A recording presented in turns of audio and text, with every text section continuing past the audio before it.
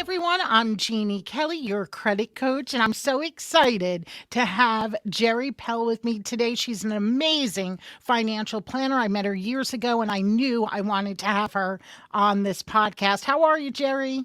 I'm good. Good morning, Jeannie. Good morning. So, Geri, one thing I love doing is finding out how did you even get into like your industry, financial planning? I started in corporate finance and I was helping companies make money and figure out if their products made more money, but I wasn't helping people. And I knew that my life's career and my life's focus had to be on helping people, Jeannie. And so in 1984, this was a long time ago, and I went into business in 1986, but I heard about the industry in 84. Somebody told me about this brand new industry called financial planning, where if you had the mind of a capitalist and a heart of a social worker, that you could help people and really help them achieve their goals and get what they wanted for themselves it was kind of an extension of the old stockbroker but also helping people do planning and get Okay. achieve their goals. Yeah.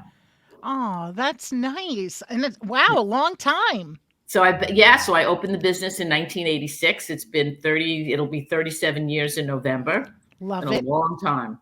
And with the audience, they'll want to know where can they reach you and are you nationwide? I know you're in New York, but I don't know about your team. Well, we actually have offices in LA, in Westchester, New York, in Manhattan, but we have clients all over the country in almost every state. Oh, Mhm. great. Yeah, yeah. And how does someone start? I think a lot of times people get afraid when it comes to beginning saving or how what to do with their money.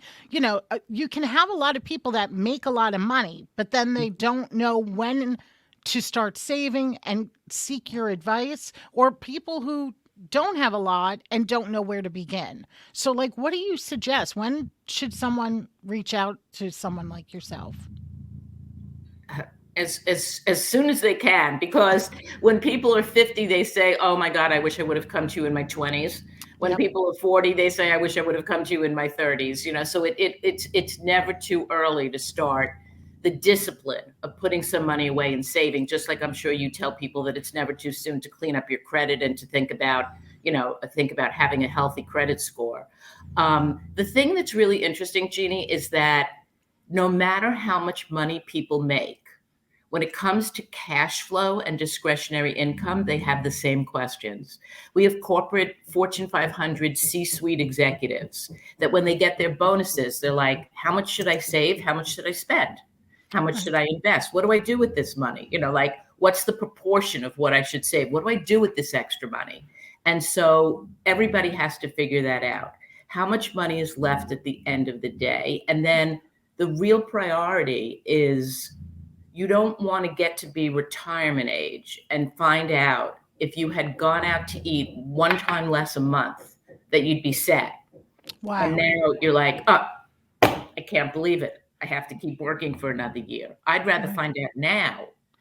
And for people that have a lot more money, that have a significant amount of money, and we do work mostly with higher net worth people, not Mhm. ultra high net worth people, but higher net worth people. Um, they want to know, will I run out of money before I run out of life? I mean, I think Mm. that's what everybody wants to know. Yeah, of course. Yeah. And Yeah. how can I ensure that? And what's my probability of that? Yeah. Yeah. And how long, like for a first appointment, let's just say, like what is someone prepared for when they call you? Like what happens? What are the steps? When someone calls, people usually call during life change events, during Hmm. major life events like getting married, getting divorced, changing jobs, getting ready for retirement, buying a home, having a child. Those are usually triggers where people think, "Ooh, I have to make some big financial decisions. I really should get together with somebody." And then there are people that are just really, really conscious that call because they're like, "Okay, I'm ready to start being a financially responsible adult," Right. or because somebody refers them to somebody.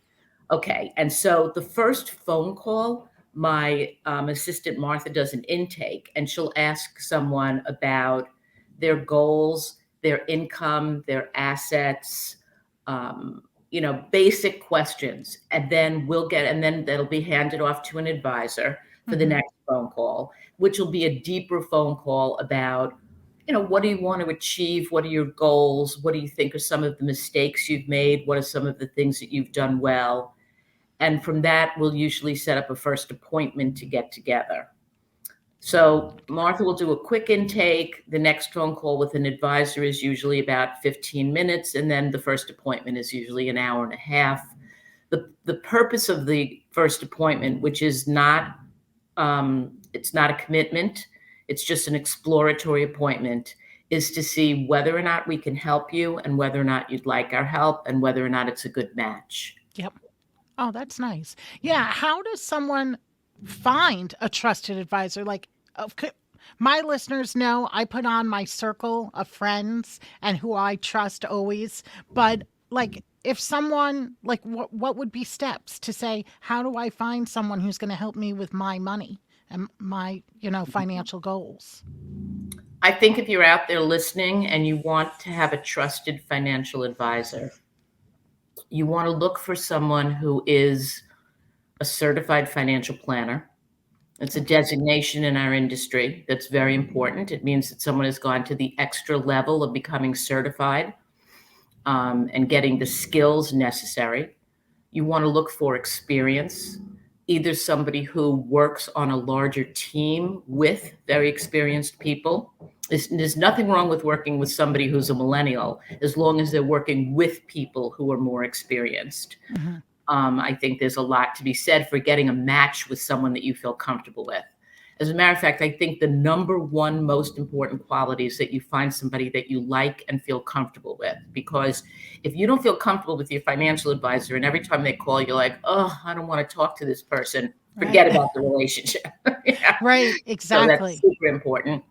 Asking someone for a referral is really important. Asking a friend or a relative or a coworker.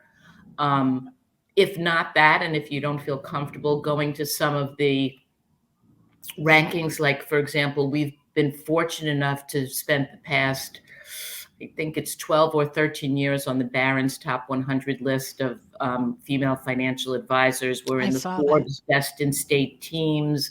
We're on the Forbes list, the Fortune list. So there are rankings for financial advisors. You can Google that. And Geri, you say that quickly. I just want to say congratulations. I always applaud you when I see that. And I know it's hard work. I mean, you are a leader in the industry, and I really appreciate all the hard work. And it's just, I love that. I see that, and I congratulate you and your team. Really amazing. I have an amazing team of financial advisors. And we did, Forbes just came out with a new Best in State Teams award. It was the first time that they did it, and we did get that award, which is amazing. And I applaud my entire team because it was a team award. And it's for all the financial advisors, and they are amazing. No, without a team, we can't make it. And it's amazing when you find that right match for your office, in your environment. Well, and I just want to stick in that's the important thing. We have advisors in their 20s, 30s, 40s, 50s, and 60s and males and females and everything, because it's important to find someone that you're comfortable with and somebody that's a good match. That's nice. Yeah. It's important to me that it's intergenerational. It's important that somebody's going to be there for people for generations to come, because I'm not going to be around forever. Right. But that's nice. Yeah. Variety. So when they can go to your website and you'll have a bunch of, or does Martha do that in the intake?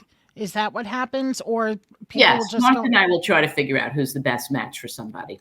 Okay. And what do you think is a common misunderstanding with your profession? A common misunderstanding is that you have to have a super lot of money to have a financial advisor. Yep. Now, you do have to have a certain amount of money to work with a financial advisor, because unfortunately the way the industry works is that we get paid for assets under management. Okay. But there are plenty of financial advisors that will work with people that are getting started and that want to save on a regular and systematic basis. Financial advisors do financial planning for a fee.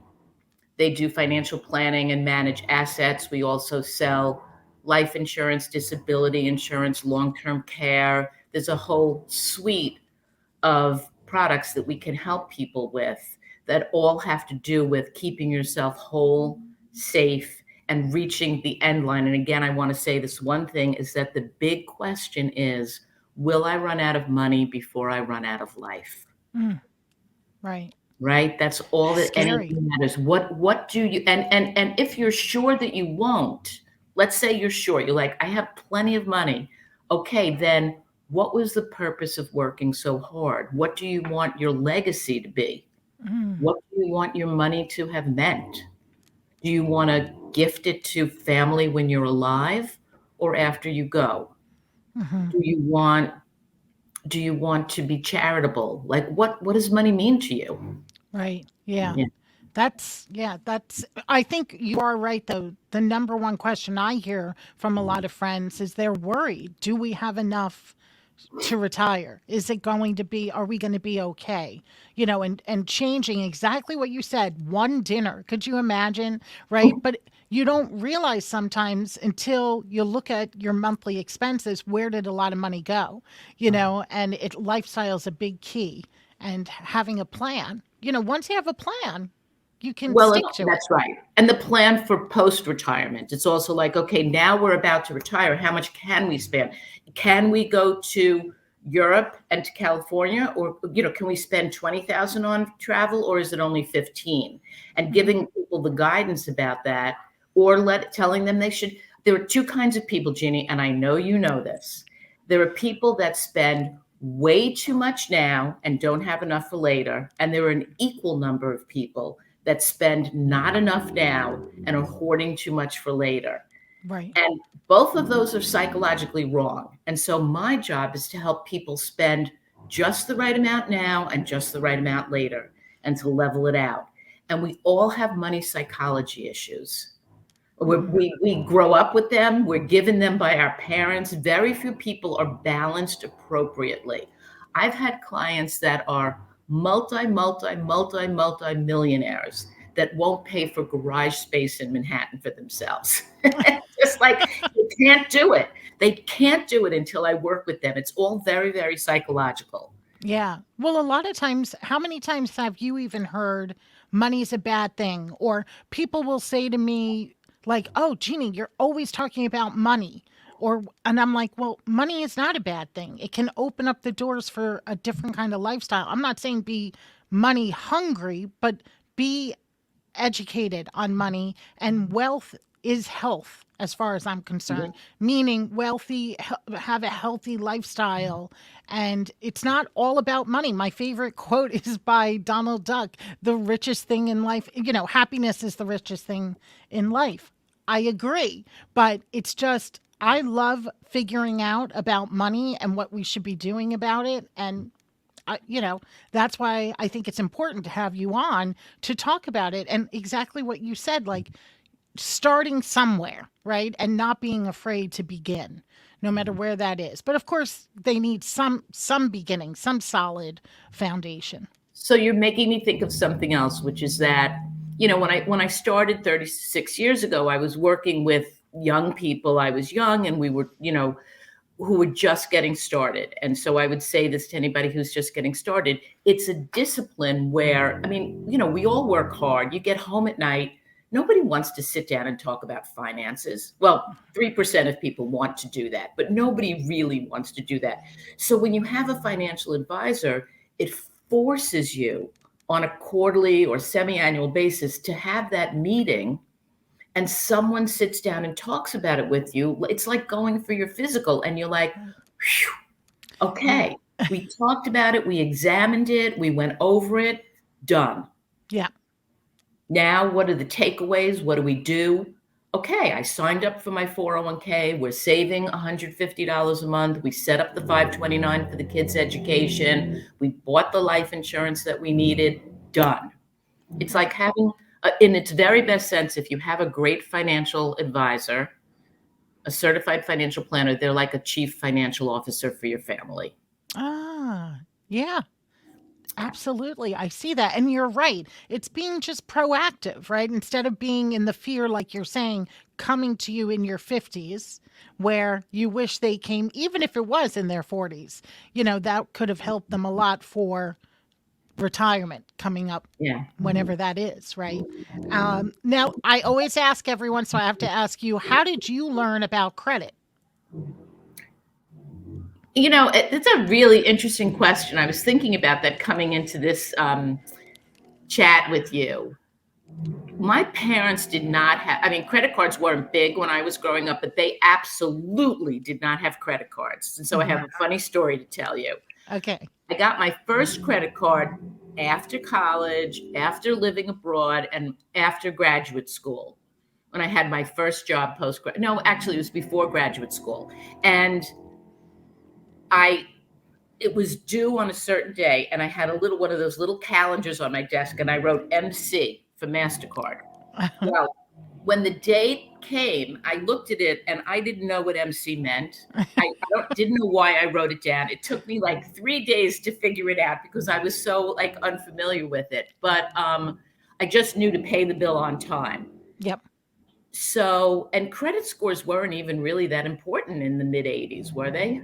No, no, I mean, not like how it is now, not how it's changed where everything is about that three-digit number, Right. and so many things. You could have worked around it, let's say. But I started to learn about it with clients who were very well off, but just like hadn't paid their taxes for 3 years because they didn't file because they messed up Yep. and it messed up their credit scores. And other people that just didn't pay bills because they were sloppy, and people Hmm. that did crazy kind of things that were people that were not of means, that were of means, and sending them to you and Right. finding out.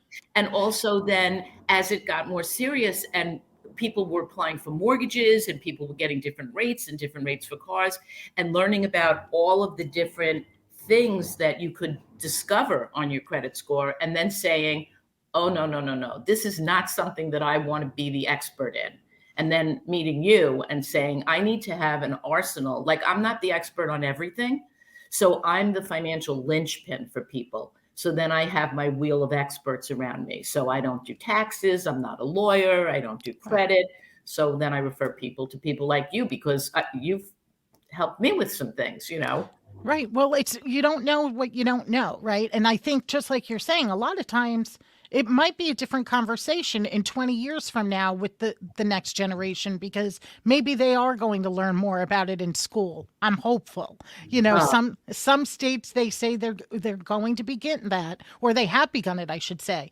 And so I want that to happen here in New York and everywhere, of course. So hopefully it can change because in the beginning, Jerry, when I used to talk about credit, I would just ask someone, do you know what your credit score is? No one knew they even had a score. At least now, people will start throwing out numbers or saying they understand. And, of course, there could be confusion over the score, but I do feel that we just have to keep talking about it. And, I always talk about I learned the hard way. I learned by making the mistakes, and that's why I love what I do because if people find me, they don't have to go through what I went through. Just follow along, listen to the podcast, keep learning, and build your financial wealth. and they don't have to be ashamed because they know that you learned the hard way. Yep. We all learned the hard way by doing things wrong. We've all Yeah. made financial mistakes. Yeah. You know what? This can be a financial mistake. Buying the wrong color lipstick is a financial mistake. It's throwing away $12 for nothing, Right. right? We all Yeah. make financial mistakes. Yep. It's right. It's just trying to not make the big ones. Right. And I definitely did, like I say, and it's okay because at least you can begin. I always let everyone know, no matter where you are, even with your financial planning, don't feel bad if you're listening and saying, well, I am 52 and I didn't start. That's okay. That's Because okay. you are only 52. Right. So you can start. I highly suggest uh, calling Jerry's office, reach out to her. She has an amazing team and they just want to help you with your financial goals. It's simple. It's very simple and I appreciate everything you do, Jerry. Thank you. I also think it's really important to teach kids about credit and about finances. And as to what you said, Jeannie, just to, if we want to close with this, just I wish there was personal finance classes required in high school and in college. Yep. In high school for sure, and about credit. So many Absolutely. kids wreck their credit scores. It's so easy to get a credit card. They get that first credit card. They go crazy. They don't pay the bills. It's unconscious. I mean, my kids would never do that because I have really raised them. They've been so great about their credit. Although I'll tell you one story, maybe this will be inspirational. People, you really have to set boundaries on kids. I put when my first child, not my first child, my second child learned to drive and got a car. Hmm. I gave him, along with the keys to the car, I gave him an ancillary credit card on one of my credit cards. Yep. Is it called ancillary? Whatever it's called. Authorized user. Right, authorized user. And I said, I don't want you to ever be driving around without a credit card in case you have an emergency, right? You need Yeah, this. of course. This credit card is for emergency gas. It's for emergency accidents. It's for emergency this, for emergency that. It is not for taking your friends to Pizza Hut, blah, blah, blah, blah, blah. And I said, and if you do that, I will take the credit card away. So I get alerts on my phones, and it took about 6 months, but I got an alert, and sure enough, she took her friends to Pizza Hut or whatever, and I just can't. I canceled the card right away. Right. Yeah. And she called and she said, "Oh my God, you canceled my card," and I said, "Yes, and it will be canceled for 3 months." Yep. And I Yeah. turned back on after 3 months, and she said, she said, "It never happened again." Yeah. Well, setting them up. It's so funny that you share that story because with Cassandra, I did the same thing when she got her license and got the car. I said, "Here's a credit card." But what I did is I said, "I want you to use this at the gas pump. You're going to pay it." She had a job at the library. I said, "You're going to pay it, but I'm going to show you. You're always seeing me use credit. I'm talking about credit. Now you're going to start." And she was 16, so I added her as an authorized user. She used it. I said, "Save all the receipts." She saved them. The bill would come in. I'd open it up. We'd go. I would teach her, make sure, is this all correct? Then she'd write me the check. I'd send the payment off. And when she was in college, and by then she had some store credit cards, whatever, she called and said, "Mom, there's something you didn't teach me about credit. It says on here, like, my bill is $130, but it says minimum payment." I'm like, "Oh yeah, no, no, no, no," because I always taught her, look and then just pay it. And again, if you teach that, she uses credit. I'm proud of her credit score, but again, it's because it's just part of her lifestyle, and she doesn't think about it a different way. So, if we can do that, and again, they are changing the rules in some states, and I just want that here in New York, financial education, and teaching about building the wealth, saving the money. What's a credit score? How do you even write a check? People don't even know. And all that good stuff. I'm hoping that it comes here to New York soon.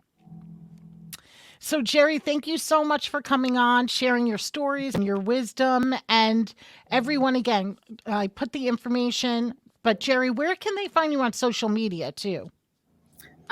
We are on LinkedIn. We Okay. are on Facebook under Pell Wealth Partners. This is actually spelled incorrectly on the bottom. It's Pell Oh, Wealth geez. Partners, Okay. not wealth. Wealth. It's Oh, my goodness. that's funny. Um, We'll change it. we're on Facebook and LinkedIn. Okay. Awesome. My team will put the right links in there. And thank you so much. Okay, you're welcome. It was great Take to it see you, easy. Jeannie. Great seeing you. Bye.